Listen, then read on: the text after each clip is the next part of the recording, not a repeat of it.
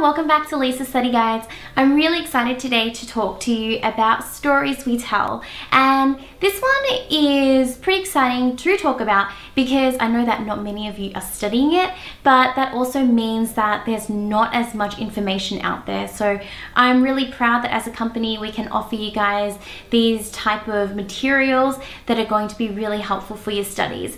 And so speaking about, creating these materials and guides to help students like you, I want to say a massive shout out to James, who is one of my tutors at Lisa Study Guides. He has written the script for this video, and he has also written up a blog post to go with this video.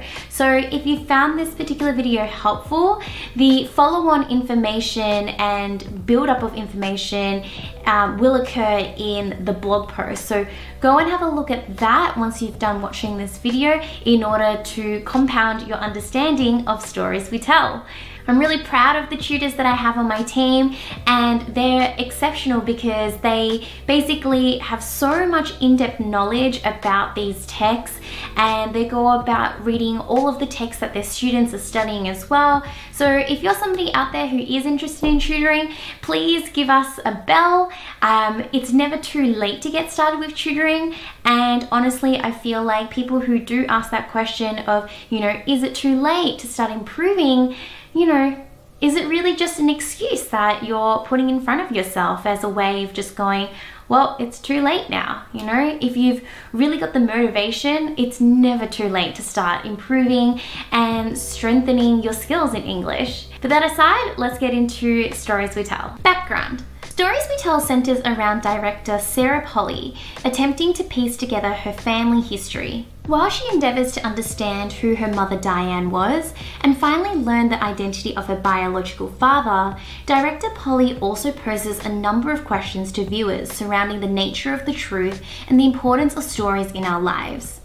The film is comprised of interviews with Diane's loved ones, home movies from the Polley family, extra diegetic newspaper clippings, recreated Super 8 footage, and excerpts from other productions, all of which contribute to Sarah's inquisition into the notion of truth and demonstration that how a story is told can shape how it is received. Please note that I've used Sarah when discussing Sarah Polley as a character and Polley when describing her as the director. The idea of truth and what comprises it is a constant question being answered through the documentary. Before exploring Polley's depiction of the truth, it's important that we fully understand what the truth is. One definition characterizes it as the burden of confirming with fact or reality, and with this in mind, it becomes easier to appreciate and analyze the intricacies of stories we tell. Polley creates a distinction between universal truths, which are accepted by all as fact, and subjective truths which can vary on individual interpretations. For example, Michael conflicts with the rest of the family while discussing his relationship with Sarah after Diane's passing. Mark details Michael's obsession with playing solitaire. Susie depicts the house as one of complete and utter disuse, while Joanna observed him smoking all day and perceived Sarah as just a little kid who nobody was looking after. Michael, however, has fond memories of his time spent with Sarah. He believed he was lucky to have her look after as well as himself, called their time together a great period, eventuating in him feeling closer to Sarah than any of the other children.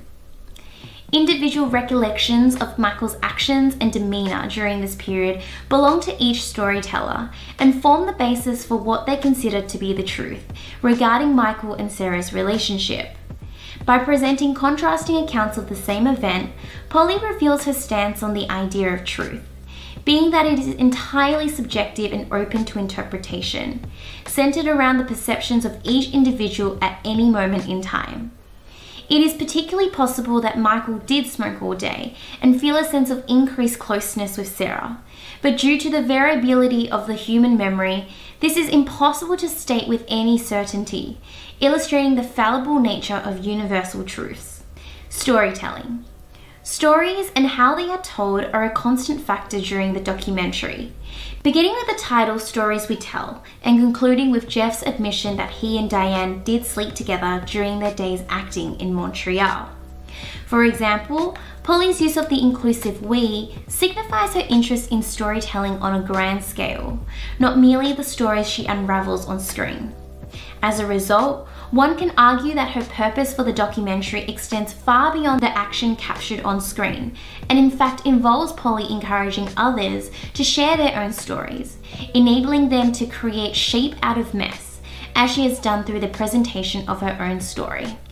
By placing Jeff's confession at the conclusion of the documentary, and casting doubt on all of the discoveries she's made throughout Stories We Tell, Polly emphasizes how storytelling allows a clearer picture of the past to develop, as he had previously denied any sexual history with Diane, labeling them just as friends. As such, his admission of a relationship with her symbolizes the manner in which the truth can be refracted over time, leading to many shifts and fictions, while clouding what really happened. Therefore, Polly reveals how storytelling can provide some semblance of closure to us, in a world where the truth is ephemeral and difficult to pin down.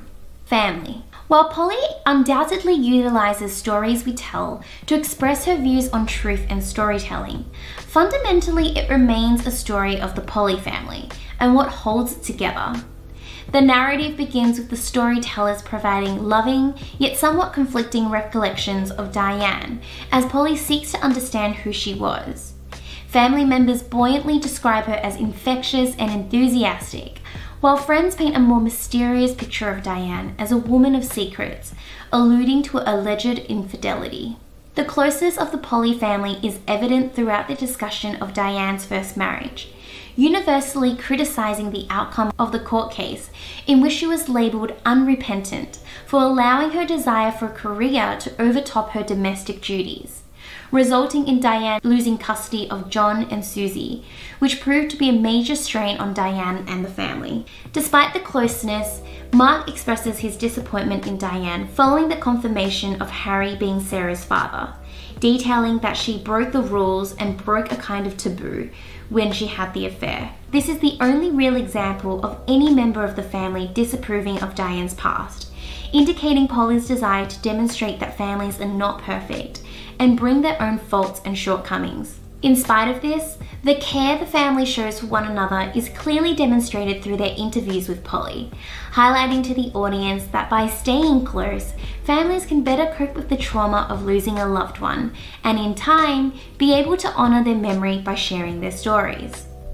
Putting it all together, while having a look at the themes individually can provide you a good foundation when studying Stories We Tell, when you actually look at how they interrelate and how they interact, I feel like that's when you can really level up and explore and showcase your higher order skills. Truth, storytelling, and family are intrinsically linked. Polly's presentation of conflicting accounts and recollections of Diane's demonstrates the complexity of her family, and also showcases her stance on the inability of individuals to find universal truths. As a result of this, the importance of storytelling is highlighted as a means of providing understanding of our past, as a way for us to understand who we are. It shapes who we are, and it affects us in the present day. The next level from here would be starting to look at the context and looking at different interpretations of text.